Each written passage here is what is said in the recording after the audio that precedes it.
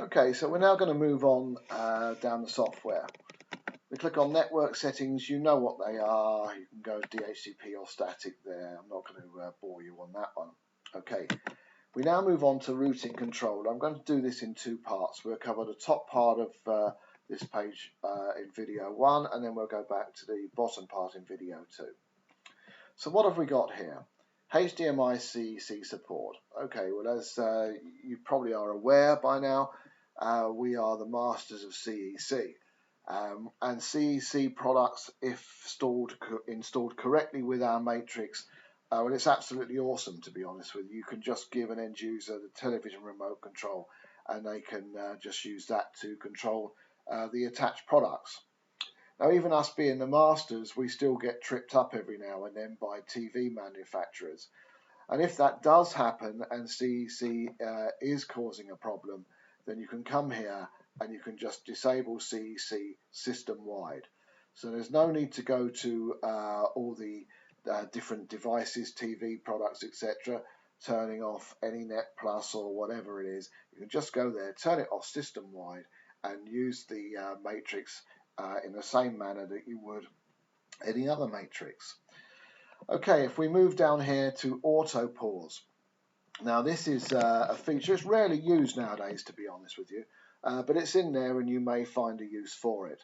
So auto pause, there's two things that could be done with it. So if you look at installs how they were done a few years ago, where an interrupt happened, where someone went ding dong on the doorbell, and that told the control system to tell the TV to switch over to HDMI 2 and therefore display the security cameras.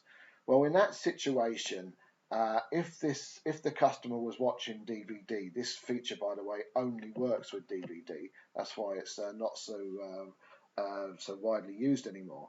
Right? So if the customer was watching DVD at the time, when it flipped over to HDMI 2, it would automatically pause the DVD.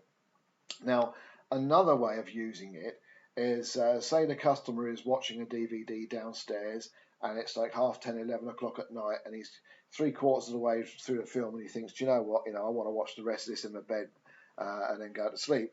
So if he turns off the sync device, so the TV in the lounge, and then goes upstairs and turns his TV on up there, our system would have detected that the TV in the lounge was off and yet the DVD wasn't, so it would automatically pause the DVD in expectation of it being watched on some other TV. So that's what that feature is there. Now, if we move down to here, this is a brand new feature, IR control. What this is our engineers have been very clever. They realised that on installations, IR is still a very commonly used thing, but it's also inherent with a whole load of problems.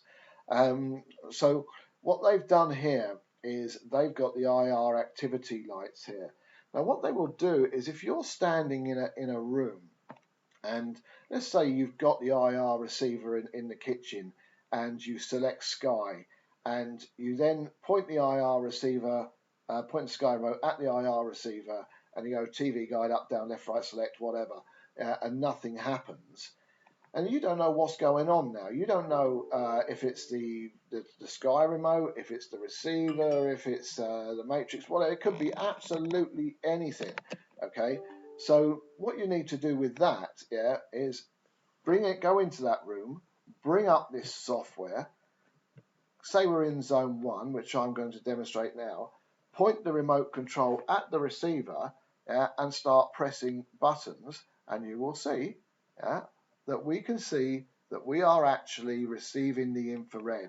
So you know, A, that the the Sky remote control is working correctly.